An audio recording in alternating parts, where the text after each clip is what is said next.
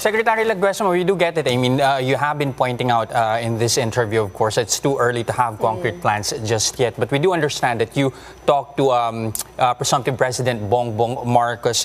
What exactly were his directions or instructions when it comes to contractualization, sir?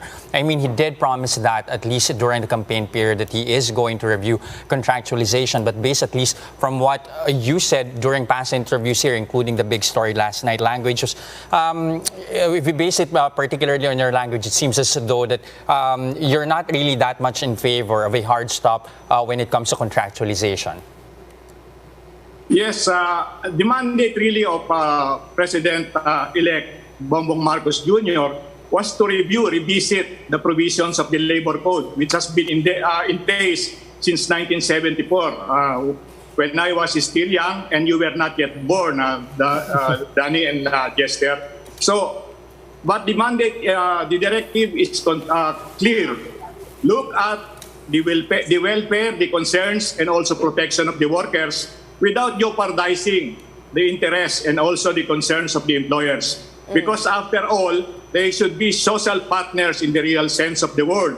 Hindi pwede na, one will always be against the other, opposing whatever ideas that can help promote and spark development, particularly the creation of more local opportunities for our workers. So do we take it to mean, sir, that there will still be some form of contractualization, at least under the Marcos administration? Sir, what do you mean po by legal contractualization, which is what you mentioned in one of the articles po?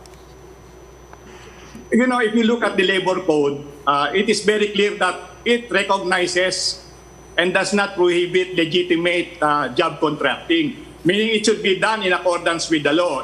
There are permissible job contracting activities, and through the years, through the implementation, the issuance of interpretative bulletins, other decisions being rendered about the issue, it's like it becomes complicated and complex. That interpretation along the way has really bemuddled the issue, when in fact the Labor Code of the Philippines recognizes, as I would like to repeat, legitimate job contracting as well as permissible.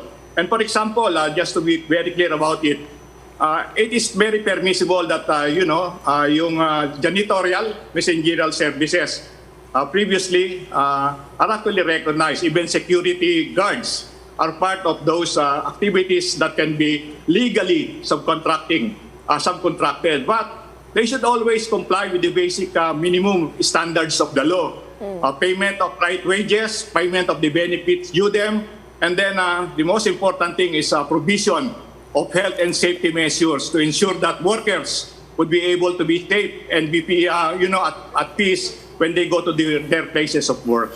Okay. Sir, on that note, how do we balance po the wage hikes with the need to create more employments? We have some sectors, especially the industry, saying that it's so expensive to have this at the moment, sir, when they're trying to just get back on their feet. But at the same time, as you mentioned, we need to push for higher standards for higher skilled laborers as well.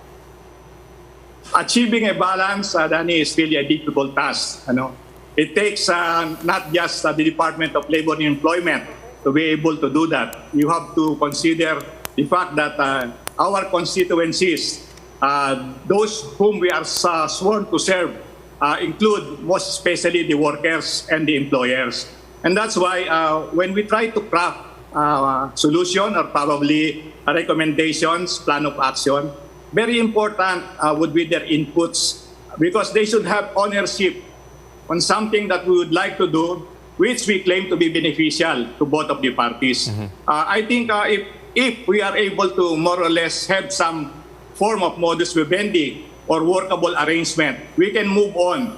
As I would like to reiterate, I do not have the very important magic wand, but I am bringing in the Department of Labor, which I have served for more than 2 decades, some of my thoughts, some of my experiences dealing with labor and management sector, and hopefully I will be able to make use of them to the fullest to be able to earn and get the support of both sectors towards a more better working environment for our workers.